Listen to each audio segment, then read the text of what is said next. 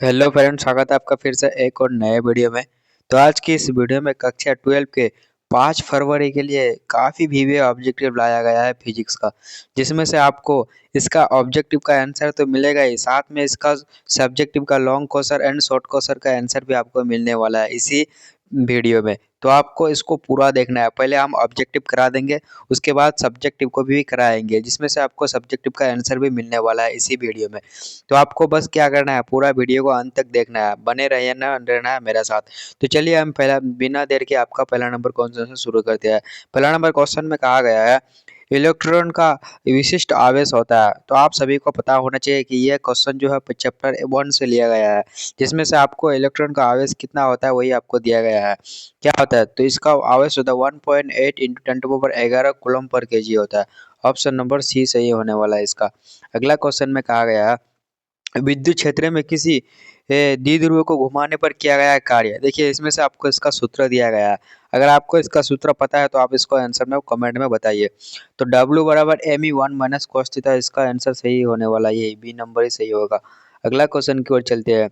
अगला number question है किसी माध्यम का अपेक्षिक परावैद्युतांक यानी एप्सिलॉन आर का मान क्या होता है। क्या एप्सिलॉन बराबर एप्सिलॉन नॉट होता है, या एप्सिलॉन बराबर एप्सिलॉन नॉट होता है, या एप्सिलॉन बटे एप्सिलॉन नॉट होता है। तो इसका सही आंसर होगा एप्सिलॉन अपॉन एप्सिलॉन नॉट सही होने वाला है। ऑप्शन नंबर सी सही होगा इसका। अगला क्वेश्चन की ओर चलते हैं। अगला क्वेश्चन में जाने से पहले अगर आप वीडियो में नए हैं तो चैनल को सब्सक्राइब और वीडियो को लाइक कर दीजिए, क्योंकि इसी टाइप का कंटेंट हम इसी चैनल में लाते रहते हैं। तो 4 का आंसर बताइए। तो इसका क्वेश्चन है संधारित्र के समानांतर संयोजन में जो राशि प्रत्येक संधारित्र के लिए समान रहती है वह है। मतलब कौन सा राशि है जो हमेशा के लिए समान रहती है। आवेश रहता है, ऊर्जा रहता है, विभवांतर रहता है, या फिर धारिता रहता है। तो इसका सही आंसर रहने वाला है विभवांतर। यह हमेशा प्रत्येक संधारित्र के लिए समान रहता है। अगला क्वेश्चन की ओर चलते हैं। अगला क्वेश्चन में है जाके एक तार का प्रतिरोध आर है, ठीक है, इसे खींचकर व्यास आधा कर दिया जाता है। तो तार का प्रतिरोध क्या होगा। मान के चलिए एक तार का प्रतिरोध है, जिसमें से इसको एक प्रतिरोध आर है, ठीक है, इसे खींचकर क्या कर दिया जाता है, व्यास, यानी यहाँ से एक व्यास निकाल के जाता है, इसको आधा कर दिया जाता है। ये तो पहले से ये आर था, इसको आधा करेगा तो r/2 होगा। अगर आप इसको कैलकुलेशन कीजिएगा तो इसका आंसर निकल के आएगा आपका 16 r निकल के आ जाएगा, यानी डी नंबर सही होगा। अगला क्वेश्चन की ओर चलते हैं। अगला क्वेश्चन में कहा गया है वायु में रखे गोलीय चालक की धारिता समानुपाती होते हैं गोले के। क्या द्रव्यमान के, त्रिज्या के, आयतन के, या फिर सतह क्षेत्रफल के। तो इसका सही आंसर होने वाला है त्रिज्या के। सही बात है, इसका सी बी सही होने वाला है। अगला है जाके यदि समरूप विद्युत क्षेत्र एक्स अक्ष की दिशा में है तो समविभव क्या होगा। देखिए जब भी एक्स अक्ष में अगर बोलेगा तो ये वाई में चले जाएगा, अगर यहाँ पे वाई में बोलता तो एक्स में चले जाता है। यही बात आपको याद रखना है, बस और कुछ नहीं। तो यहाँ पे एक्स है तो वाई जेड तल में हो जाएगा इसका सही आंसर। बस आपको इसका कॉन्सेप्ट समझना है, बाकी तो अपने आप निकल जाएगा। ये काफी विवेक क्वेश्चन है, हर बार पूछता है ये क्वेश्चन। विद्युतशीलता का मात्रक क्या है। कूलम स्क्वायर न्यूटन पर मीटर पर स्क्वायर, या फिर कूलम न्यूटन स्क्वायर मीटर पर स्क्वायर। तो 8 का सही आंसर ये में ही सही है, कूलम स्क्वायर न्यूटन पर 1 मीटर पर स्क्वायर होता है। ऑप्शन नंबर ए सही होगा 8 का। अगला क्वेश्चन की ओर चलते हैं।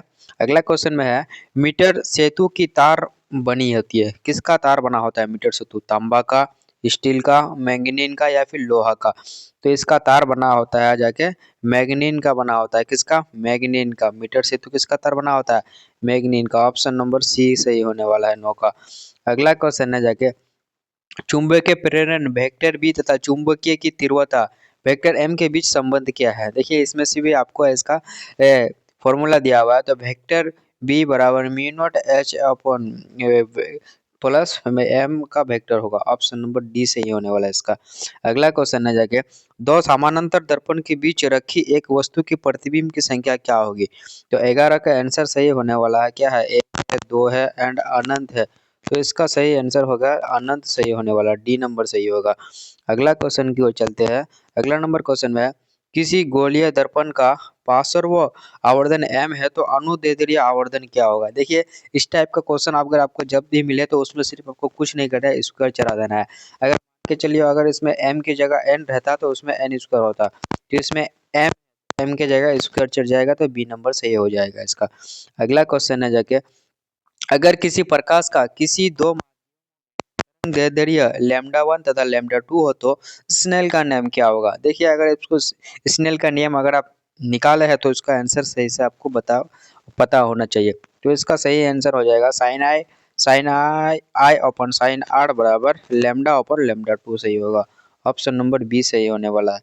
अगला क्वेश्चन है जाके किसी कारण से वायु का बुलबुला पानी में चमकता है। मतलब किस कारण से वायु का बुलबुला पानी में चमकता है? तो पूर्ण आंतरिक परावर्तन है ना, इसी कारण से वायु का बुलबुला पानी के अंदर चमकता है। वायु का बुलबुला मतलब मान के चलिए आप नहाने जाते हैं ना, वहाँ पे आपको जो साबुन लगाते हैं ना, उसमें से जो छोटे छोटे बूंद बूंद जो बुलबुला निकल के आता है, वो जो चमकता है ना, कभी रंगीन कलर का होता है, उसी से जो निकलता है वो किसके कारण निकलता है? तो पूर्ण आंतरिक परावर्तन के कारण निकलता है। अगला है दो उत्तल लेंस परस्पर संपर्क में है तो समतुल्य लेंस क्या होगा? मान के चलिए दो उत्तल लेंस परस्पर संपर्क में है, ये भी इधर से है, ये भी इधर से है, तो इसका दोनों का समतुल्य लेंस क्या होगा? तो 15 का आंसर सही होगा, ये उत्तल लेंस हो जाएगा।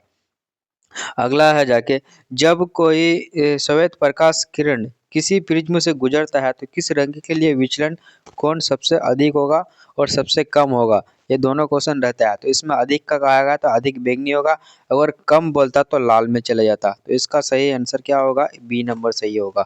अगला क्वेश्चन की ओर चलते हैं। अगला नंबर क्वेश्चन है आर त्रिज्या का गोलीय सांद्रता की धारिता क्या होगा? तो अगर आपको इसको देखिएगा तो इसका सही आंसर होगा सी बराबर 1/4 क्यू स्क्वायर अपॉन आर होगा। ऑप्शन नंबर सी सही होगा। अगला क्वेश्चन है जाके विद्युत द्विध्रुव के कारण अक्षीय तथा निरक्षीय स्थितियों में विद्युत क्षेत्र की तीव्रता का अनुपात क्या होगा? काफी वीवीआई है तो 2:1 होगा इसका। अगला क्वेश्चन है जाके आवेश पुनरावर्तन में क्षय होता है तो 19 का आंसर बताइए, इसका क्या सही होगा? तो ऊर्जा सही होगा।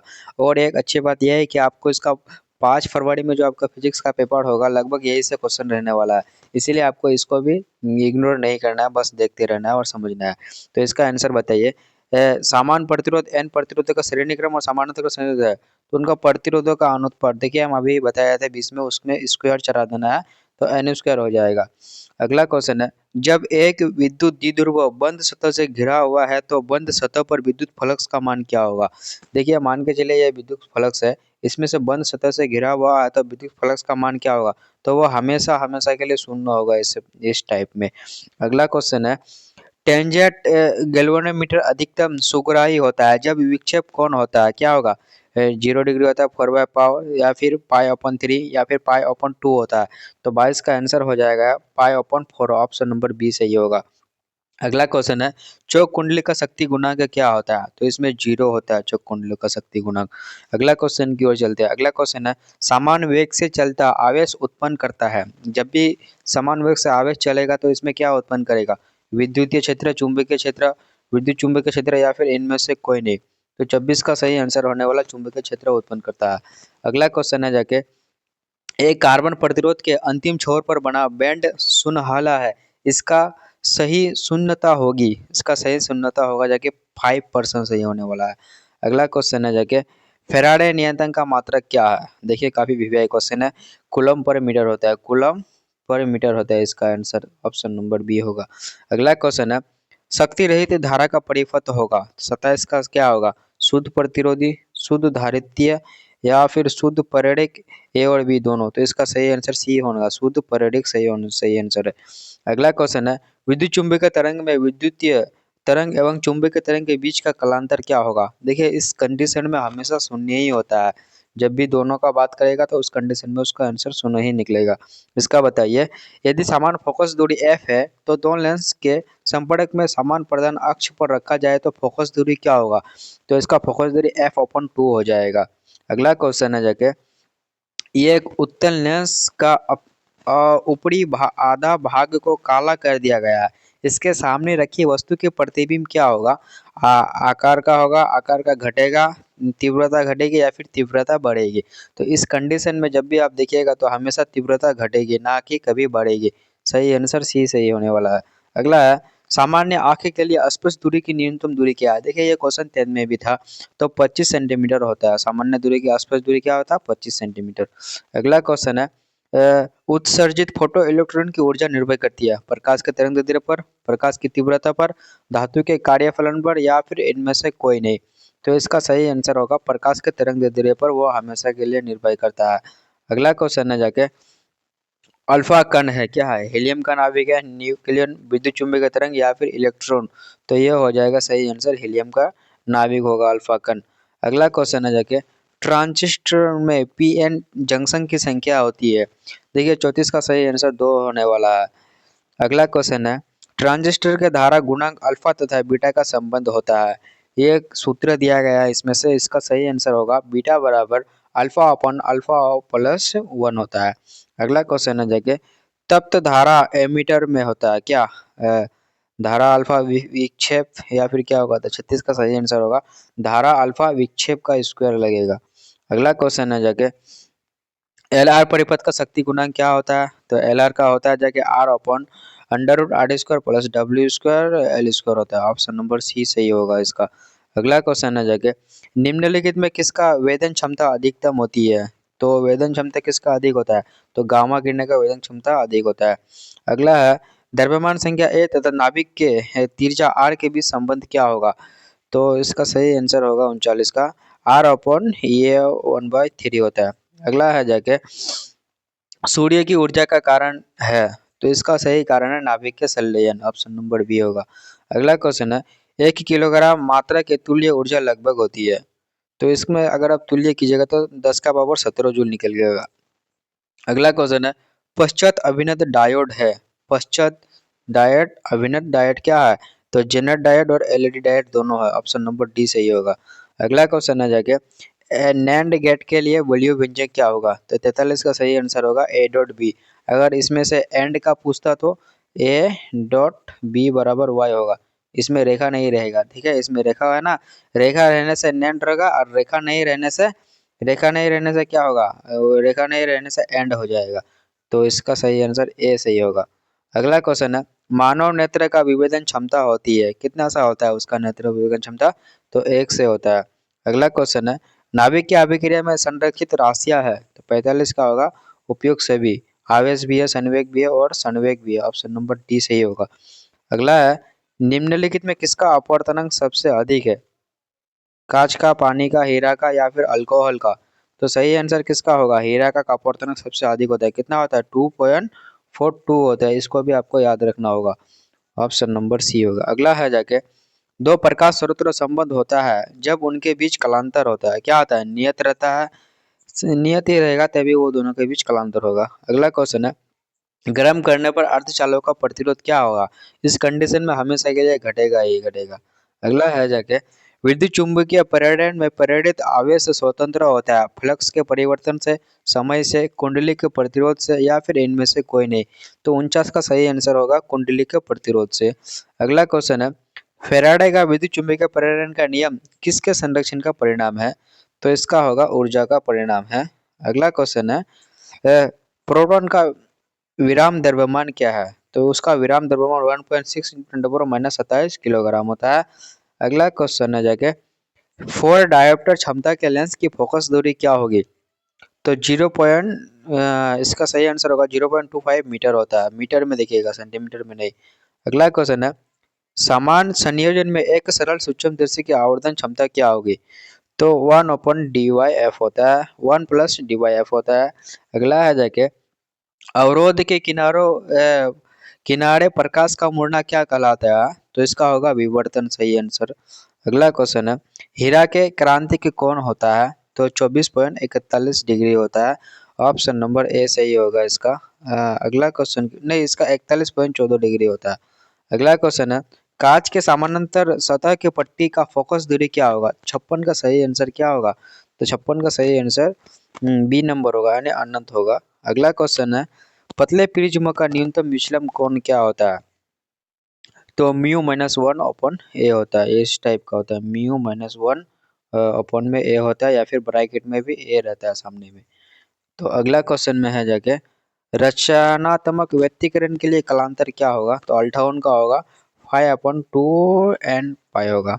अगला क्वेश्चन है जाके, प्रकाश के एक फोटोन की ऊर्जा परास होती है, तो 59 का होगा 1.8 इलेक्ट्रॉन वोल्ट से 6 इलेक्ट्रॉन वोल्ट। अगला है, निम्नलिखित में कौन सी घटना प्रकाश के कण की प्रकृति को दर्शाता है, तो 60 का सही आंसर है प्रकाश के विद्युत प्रभाव दर्शाता है। अगला है, निम्न में कौन सा कण विद्युत चुंबकीय एक साथ समय रहने पर अचर वेग से जा सकता है। तो 61 का सही आंसर होगा सभी जा सकता है, इलेक्ट्रॉन भी जा सकता है, प्रोटॉन भी और फोटोन भी।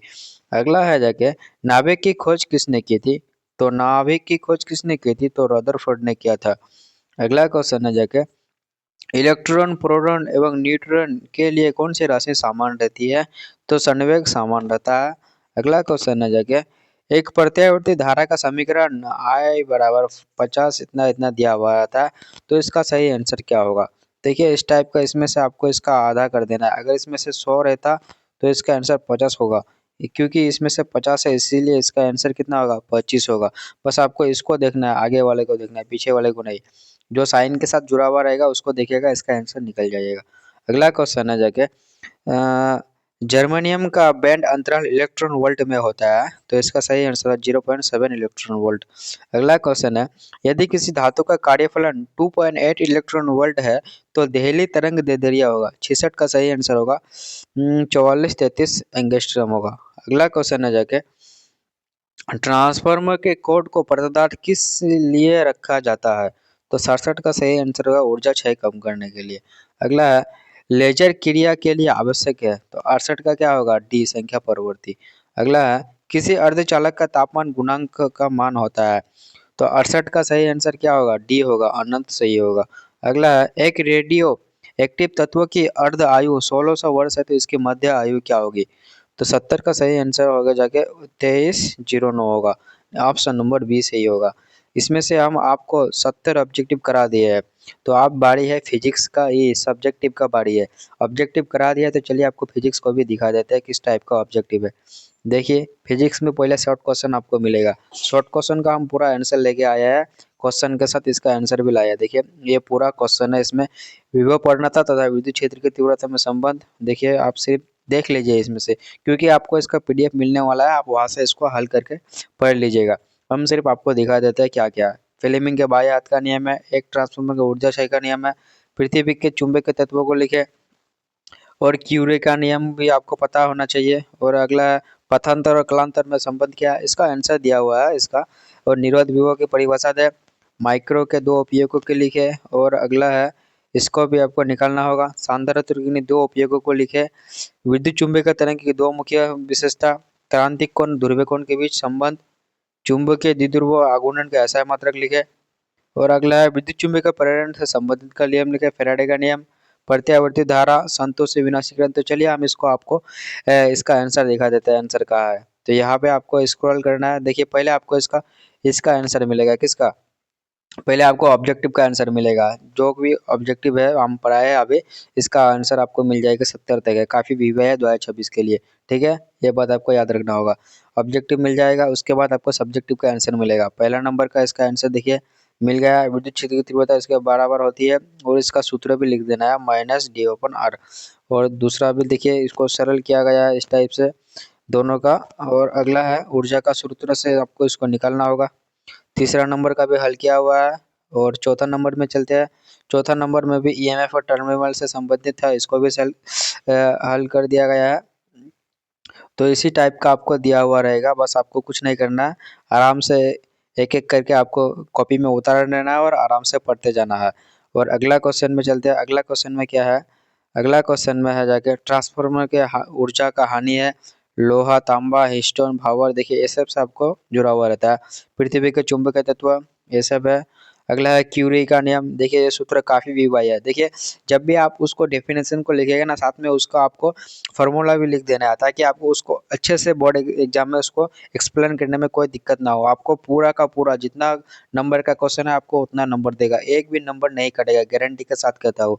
अगला है माइक्रोवेव, देखिए हम इसको पूरा आंसर डाल दिया है, तो आपको यहीं से इसको पीडीएफ भी मिल जाएगा। कमेंट बॉक्स में हम इसका डाल देंगे पीडीएफ, या तो नहीं तो आपको इस नंबर पे आपको कहना है कि सर ग्रुप में जोड़ दीजिए, हम जोड़ देंगे 84348380 और 37, इसमें कहना है तो सर आप ग्रुप में जोड़ दीजिए, हम जोड़ देंगे, वहाँ से भी आपको इसका पीडीएफ मिल जाएगा, नहीं तो कमेंट बॉक्स में भी मिल जाएगा। तो इस टाइप के कंटेंट के लिए धन्यवाद एंड शुक्रिया। अगर कोई भी ऑब्जेक्टिव गलत है तो आप उसको कमेंट में कर सकते हैं। फिर मिलते हैं, love you and bye bye, take care.